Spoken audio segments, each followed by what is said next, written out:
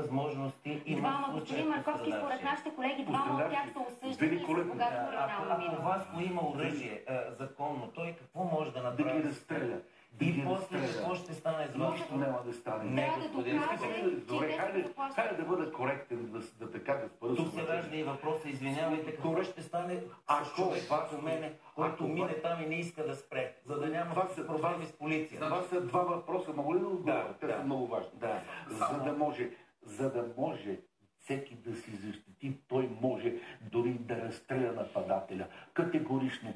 Имам случай, двама души, разстреля ги на место, защото единия, като е дигнал бухалката куршума, минава през ръката и чупи бухалката. Ние доказахме, че той е дигнал бухалката на главата. Двама души ги разстрелят, името ще ми каже, Гендузов, оправдан е човека, така че съда оправдава, когато се защитаваш. Няма проблем. Ако обаче в ръцете на нападателите не има втория въпрос, какви права имат да отговоря? Какви права има? Голями права. Има право да влезе вътре, да иска ефективна присъда в един наказателен процес, да претендира за обезщетение. Разбира се, този, който страда, изпитва и унижение, и болко. Още повече тук тези три зъба, това